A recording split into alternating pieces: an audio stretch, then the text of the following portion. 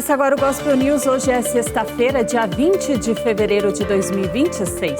Eu sou Karen Crisóstomo e nós vamos juntos aqui pela Rede Gospel de televisão e também pelo YouTube Rede Gospel TV Oficial com as principais notícias do Brasil e do mundo. Vamos aos destaques de hoje. Supremo Tribunal Federal formaliza ação penal contra Eduardo Bolsonaro e ex-deputado federal pode responder por coação.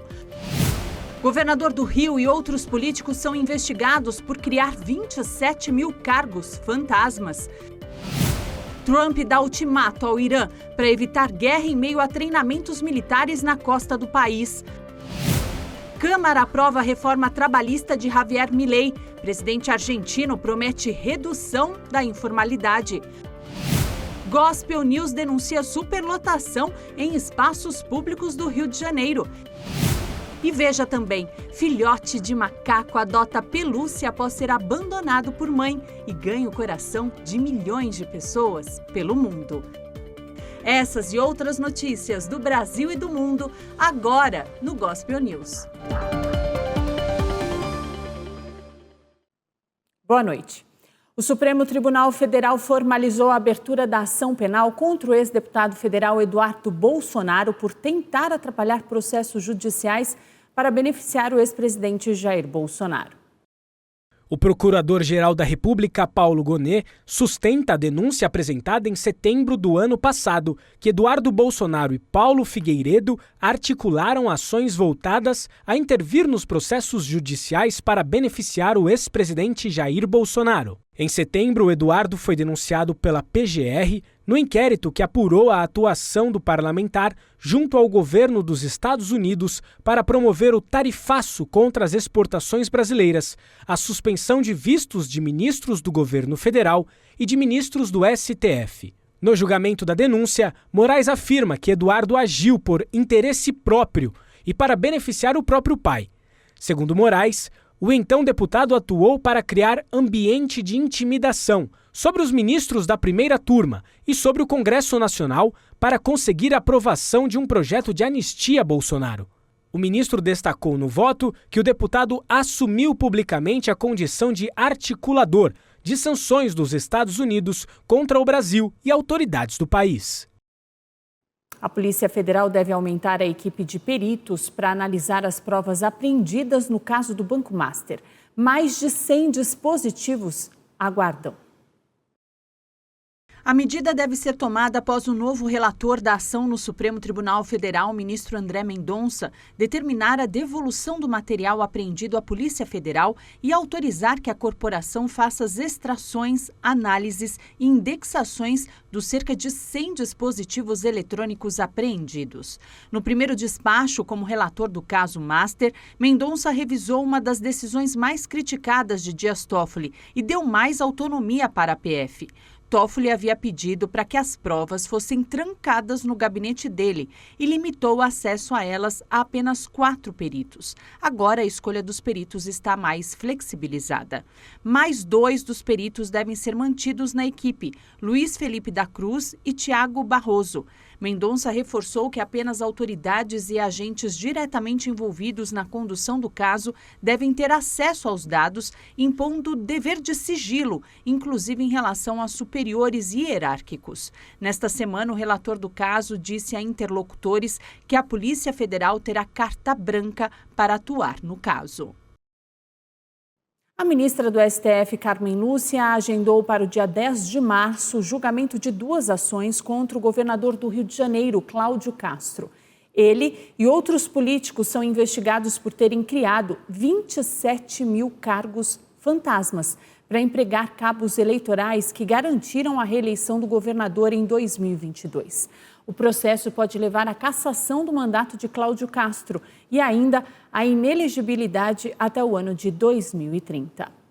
E o presidente Lula afirmou hoje que deve conversar com o presidente dos Estados Unidos, Donald Trump, sobre a venda e a exploração de minerais e terras raras. O petista deu as declarações para uma TV na Índia na manhã de hoje, no horário de Brasília. De acordo com o presidente, ele quer negociar o tema diretamente com o republicano Donald Trump, já que o Brasil tem muitos minerais críticos e terras raras. Lula fez uma ressalva e disse que não quer transformar o território brasileiro em um santuário da humanidade. Lula e Trump acertaram uma visita oficial do brasileiro à Casa Branca durante uma ligação telefônica no ano passado. A previsão é que a reunião presencial ocorra no mês de março, após a viagem do petista para a Coreia do Sul. Lula também disse que pretende discutir com Trump o fim do tarifaço e o combate ao crime organizado e ao tráfico internacional. Na manhã desta sexta-feira, a Suprema Corte dos Estados Unidos decidiu suspender o tarifaço imposto por Donald Trump a diversos países. A maioria dos ministros concluiu que a lei usada pelo governo não permite ao presidente criar tarifas por conta própria. Donald Trump deu 10 dias para que o Irã chegue a um acordo com os norte-americanos e evite uma guerra. Centenas de soldados já estão no Oriente Médio aguardando as ordens do republicano. O presidente americano Donald Trump disse que definiu um prazo de 10 dias para decidir se é possível um acordo com o Irã e advertiu que, caso contrário, acontecerão coisas ruins. Havia uma nuvem negra pairando sobre o Oriente Médio, e se isso não tivesse sido feito, essa nuvem teria permanecido, e países como a Arábia Saudita ou Catar, ninguém poderia ter assinado, haveria essa ameaça, não haveria paz no Oriente Médio. Então agora, talvez tenhamos que dar um passo adiante, ou talvez não, talvez cheguemos a um acordo. Vocês provavelmente descobrirão nos próximos 10 dias. Washington e Teherã, que retomaram o diálogo no início de fevereiro pela primeira vez desde a Guerra de 12 Dias de junho de 2025, realizaram 2 rodadas de conversas. Mas ambos continuam trocando ameaças em um contexto de escalada militar. Os Estados Unidos intensificaram seu desdobramento no Oriente Médio e o Irã realiza exercícios no Mar de Omã junto à Rússia. O Irã voltou a ameaçar um ataque contra as bases militares norte-americanas no Oriente Médio, caso seja alvo de ação dos Estados Unidos. Em uma carta enviada à ONU, o embaixador iraniano disse que as respostas seriam proporcionais e que tudo na região se tornaria um alvo. Recentemente, o líder do Irã comentou sobre a ida do maior porta-aviões do mundo para o Oriente Médio e disse que essa embarcação poderia ser facilmente afundada. O parlamento da Venezuela aprovou por unanimidade uma lei de anistia geral. O parlamento da Venezuela aprovou por unanimidade uma lei de anistia geral, que deve levar à libertação de centenas de presos políticos, mas também pode excluir opositores, como a ganhadora do Prêmio Nobel da Paz, Maria Corina Machado. A lei foi uma iniciativa de Delcy Rodrigues, que assumiu o poder após a captura do presidente Nicolás Maduro em 3 de janeiro, em uma operação militar dos Estados Unidos. Logo após a aprovação, Delcy promulgou a lei. É preciso saber pedir perdão e também é preciso saber receber o perdão, disse Delcy no Palácio Presidencial de Miraflores. A presidente interina governa sob pressão dos Estados Unidos. Ela iniciou um processo de libertação antes da proposta de anistia. Já foram libertadas 448 pessoas, mas ainda restam 644 atrás das grades, segundo a ONG Foro Penal. O artigo 7 da lei, que levou ao adiamento do debate no último dia 12, foi alterado e aprovado por unanimidade. Ele afirma que a anistia abrange toda pessoa que se encontre ou possa ser processada ou condenada por crimes ou faltas cometidas em 27 anos de chavismo.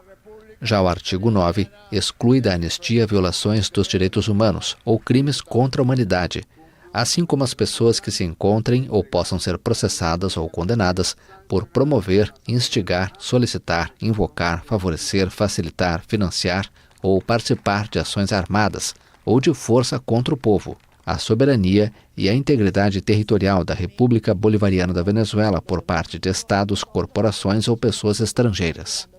A líder opositora Corina Machado foi acusada de incitar invasões, assim como outros opositores como Leopoldo Lopes. Uma fonte disse à agência France Presse que uma comissão especial criada na lei vai analisar esses casos de maneira individual. Corina Machado está nos Estados Unidos após passar mais de 1 ano na clandestinidade na Venezuela. A Câmara dos Deputados da Argentina aprovou na madrugada de hoje a reforma trabalhista de Javier Milei. A Câmara dos Deputados da Argentina aprovou a reforma trabalhista promovida pelo governo de Javier Milei na madrugada desta sexta-feira. A lei havia sido aprovada pelo Senado na semana passada, mas como sofreu alterações na Câmara dos Deputados, precisa retornar à Câmara Alta para aprovação final. Após quase 11 horas de debate, os deputados aprovaram a lei com 135 votos a favor e 115 contra. Milei comemorou a aprovação em um comunicado publicado no X, afirmando que a reforma está destinada a acabar com mais de 70 anos de atrasos nas relações trabalhistas para os argentinos. Um artigo controverso que previa a redução pela metade dos salários durante períodos de doença foi retirado pelo partido governista, que busca aprovar definitivamente a reforma antes de 1º de março, data em que Milei vai discursar no Congresso para abrir sessões ordinárias. A reforma inclui a redução da indenização por demissão, a extensão da jornada de trabalho para 12 horas e limitações ao direito de greve. A votação na Câmara dos Deputados ocorreu após a greve geral na quinta-feira, que registrou participação extremamente alta, segundo a Confederação Geral do Trabalho. Sindicatos e organizações de esquerda se reuniram em frente ao Congresso, onde confrontos eclodiram durante a tarde entre alguns manifestantes e as forças de segurança, que responderam com canhões d'água e gás lacrimogênio. O governo afirma que a reforma vai ajudar a reduzir a informalidade, que afeta mais de 40% do mercado de trabalho, e a criar empregos graças à redução dos impostos patronais. O ditador Kim Jong-un prometeu melhorar o padrão de vida dos norte-coreanos durante um congresso do partido. O líder Kim Jong-un prometeu melhorar a qualidade de vida dos norte-coreanos durante um congresso crucial de seu partido nesta sexta-feira. O líder discursou no pódio central para inaugurar o 9º Congresso do Partido dos Trabalhadores da Coreia, onde vai revisar as prioridades nacionais, da construção de moradias aos esforços de guerra. O encontro, realizado a cada 5 anos, é a reunião mais importante do partido governante e um evento politicamente significativo que não apenas reforça a autoridade do regime, mas também pode servir como plataforma para anunciar mudanças nas políticas nacionais ou substituições de altos funcionários.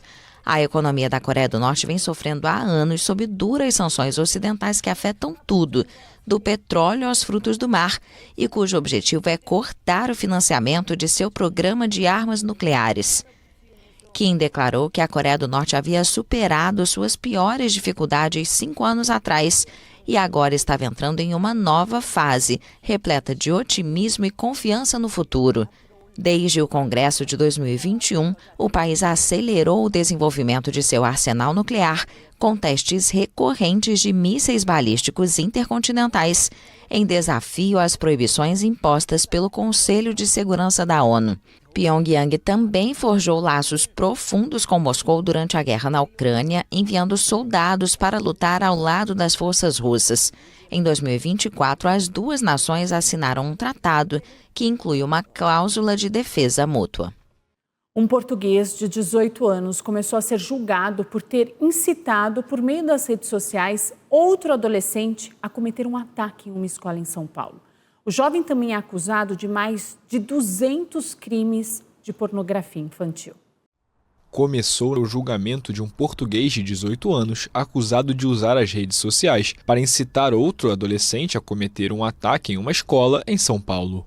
A sessão começou a portas fechadas em um tribunal no distrito de Aveiro, no norte de Portugal, onde o jovem residia até ser preso de forma preventiva em maio de 2024. O português é acusado de provocação pública para a prática de um crime, incitação ao ódio e à violência, associação criminosa e de mais de 200 crimes de pornografia infantil.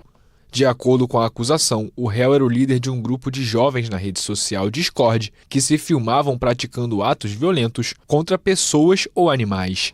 Entre os crimes do grupo está um ataque de outubro de 2023, em que um garoto de 16 anos abriu fogo contra colegas em uma escola do estado de São Paulo, matando uma aluna de 17 anos e ferindo outros 3 adolescentes.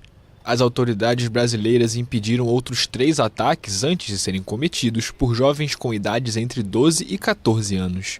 De acordo com a investigação da polícia portuguesa, o adolescente, conhecido pelo pseudônimo de Micas, levava uma vida paralela online, na qual era o líder de um grupo de prática e exposição de atos de violência extrema. E no próximo bloco, a polícia faz operação para desarticular núcleo político do Comando Vermelho e prende mais de 13 suspeitos. E ainda exclusivo, uma denúncia sobre a superlotação no bondinho do Rio de Janeiro nesse feriado.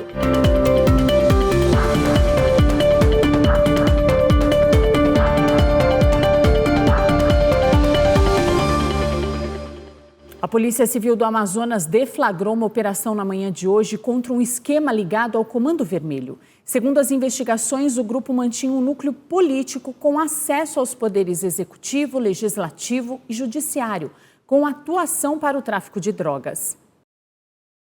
As apurações da Polícia Civil começaram após a apreensão de 500 tabletes de entorpecentes do tipo maconha skunk, 7 fuzis de uso restrito e outros materiais. O inquérito foi aberto e a apuração apontou que o grupo atuava de forma organizada, com divisão de tarefas e estruturação de núcleos operacionais, financeiros e de apoio logístico. A polícia também identificou empresas de fachadas usadas para ocultar os valores. Segundo a polícia, a organização criminosa movimentou cerca de 70 milhões de reais, o equivalente a aproximadamente 9 milhões de reais por ano, desde 2018, e atuava em conjunto com traficantes do Amazonas e de outros estados. Ao todo, a Justiça expediu 23 mandados de prisão preventiva, 24 de busca e apreensão. Até o fechamento desta edição, 14 suspeitos haviam sido presos. Entre eles está Anabela Cardoso Freitas, integrante da Comissão de Licitação da Prefeitura de Manaus e ex-chefe de gabinete do prefeito da capital, David Almeida. Uma mulher foi baleada na zona oeste do Rio de Janeiro enquanto estava em um estabelecimento fazendo as unhas. Segundo a mulher, ela vinha sendo ameaçada por uma pessoa da comunidade Gardenia Azul e que a intenção era executá-la. A vítima é viúva do ex-policial militar André Elias, que foi morto em 2023 em Jacarepaguá.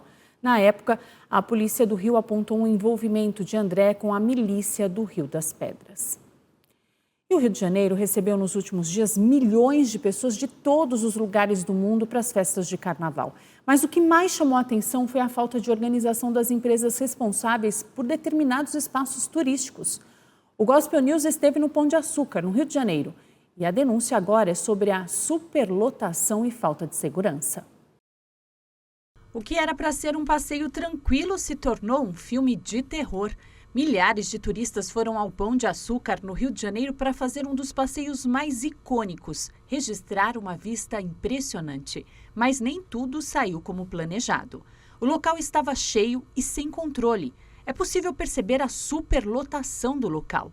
Um vendedor disse em anonimato que nunca havia visto tanta gente no Pão de Açúcar. Segundo ele, foi preciso paralisar o serviço diversas vezes ao longo do dia por conta da superlotação. Vídeos exclusivos do Gospel News mostram como exatamente estava o local. Longas filas para utilizar o bondinho e uma ainda maior para poder deixar o local. Os turistas demoravam em média 3 horas para deixar o espaço. Depois de uma grande chuva, a fila para deixar o local ficou ainda maior. E já são quase 11 horas da noite e ainda tinham centenas de pessoas dentro do Parque do Bondinho. Segundo o Sindicato dos Hotéis do Rio, a taxa de ocupação bateu recorde e chegou à lotação máxima de 99%. A gestão de Eduardo Paes estima uma movimentação de quase 6 bilhões de reais na economia da cidade. A seguir, Corinthians vence Atlético Paranaense e sobe para a 5ª posição do Brasileirão. E a história do macaco que adotou uma pelúcia após ser abandonado pela mãe.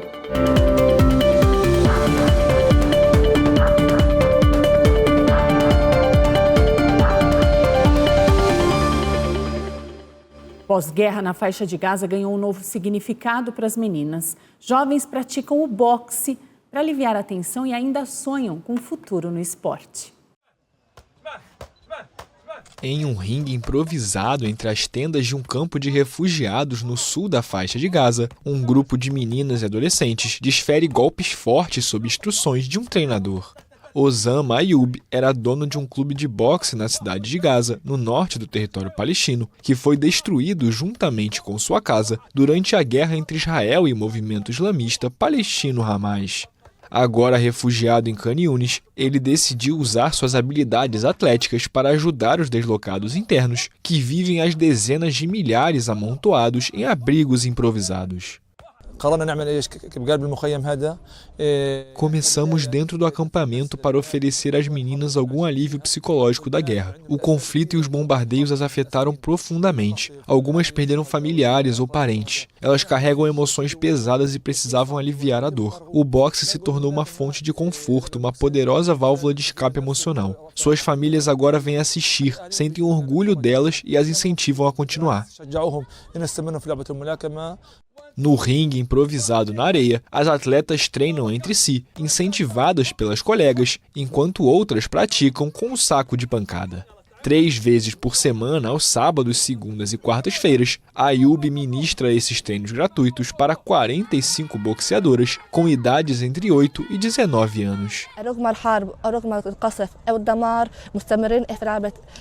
Continuamos praticando boxe apesar da guerra, dos bombardeios e da destruição. Minha mensagem para o mundo é que esperamos receber seu apoio e que nos forneçam luvas e sapatos. Como vocês podem ver, treinamos na areia. Precisamos de tatames e sacos de pancada.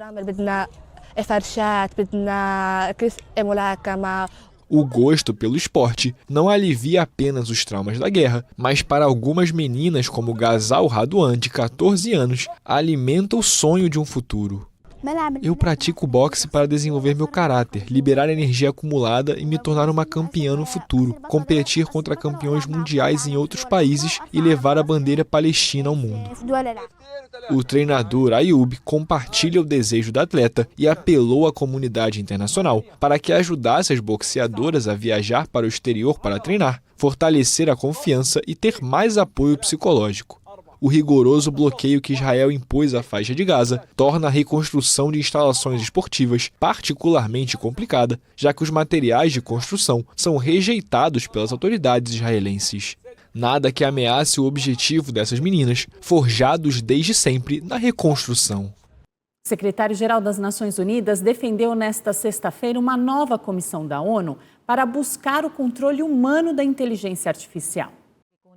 Os avanços da inteligência artificial seguem sendo debatidos nesta sexta-feira na Índia, último dia da cúpula sobre o impacto da IA, realizada na capital Nova Delhi. Durante o evento, o secretário-geral das Nações Unidas, Antônio Guterres, comentou a criação de uma nova comissão da ONU para um controle humano da tecnologia. A ciência informa, mas os humanos decidem. Nosso objetivo é tornar o controle humano uma realidade técnica, não um slogan. Isso exige supervisão humana significativa em todas as decisões de alto risco, na justiça, na saúde, no crédito.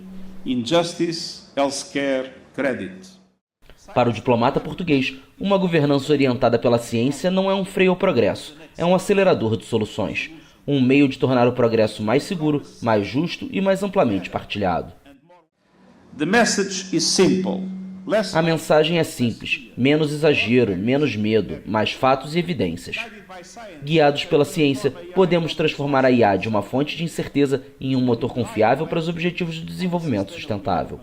Construamos um futuro em que as políticas sejam tão inteligentes quanto a tecnologia que procuram orientar. Obrigado. Guterres destacou que a Assembleia Geral da ONU designou 40 especialistas para um novo grupo denominado Painel Científico Internacional Independente sobre a Inteligência Artificial. O órgão consultivo foi criado em agosto e tem como objetivo abordar a IA da mesma forma que o painel intergovernamental sobre a mudança climática da ONU trata o aquecimento global, estabelecendo avaliações sobre seu impacto e estratégias de resposta. O governo dos Estados Unidos já se posicionou contra qualquer governança global da tecnologia. O conselheiro de tecnologia da Casa Branca, Michael Kratsius, chefe da delegação americana na cúpula, disse que a adoção da IA não pode levar a um futuro mais promissor se estiver submetida a burocracias e ao controle centralizado. O funcionário acrescentou que obsessões ideológicas centradas em riscos, como o clima ou a equidade, viram desculpas para a gestão burocrática e a centralização. Corinthians venceu o Atlético Paranaense pelo Campeonato Brasileiro. Vamos ver. O Timão foi ao Sul enfrentar o Atlético Paranaense. O gol da vitória saiu dos pés de Rodrigo Garro. Ele aproveitou uma sobra e encheu o pé. Com a vitória, o Timão subiu para 5º lugar.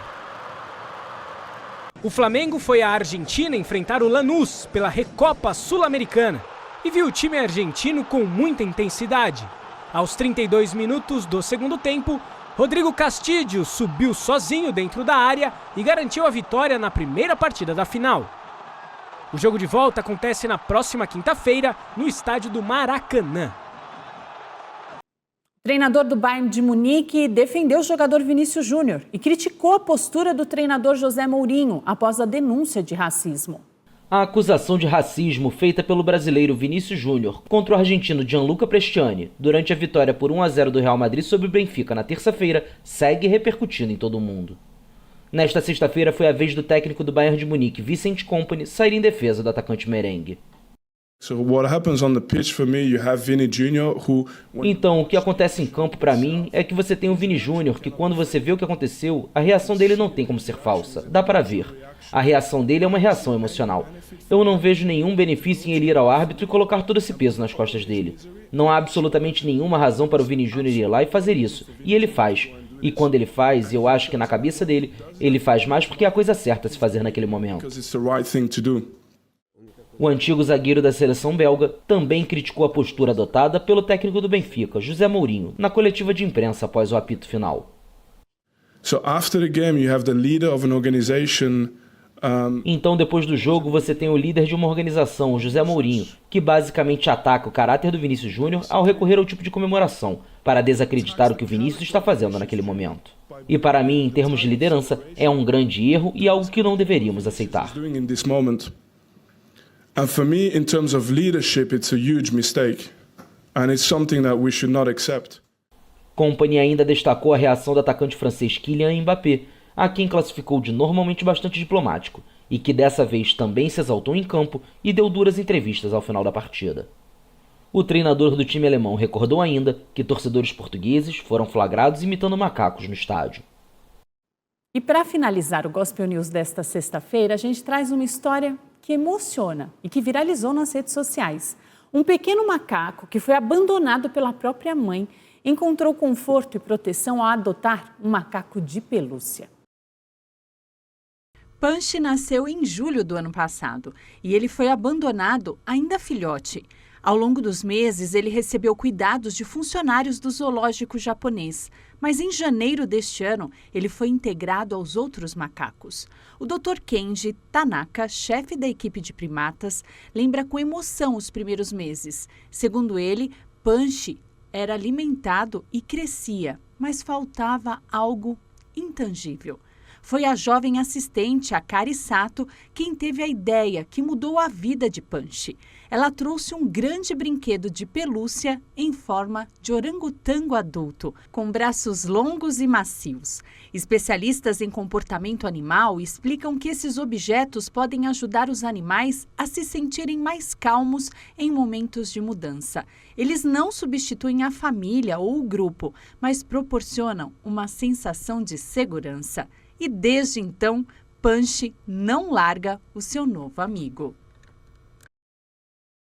O Gospel News desta sexta-feira fica por aqui. Eu desejo a todos vocês um final de semana abençoadíssimo. Não esqueça que amanhã tem DIP em todas as igrejas Renascer em Cristo. É o culto dos jovens às 8 horas da noite. E no domingo tem celebração da família, às 8, às 10, às 16 e às 18 horas em todas as igrejas Renascer em Cristo. Segunda a gente está de volta a partir das 7 com as principais notícias do Brasil e do mundo. E até lá você fica muito bem informado no YouTube Rede Gospel TV Oficial e também no Spotify Gospel News em 3 minutos. Uma boa noite, um excelente final de semana e até segunda-feira.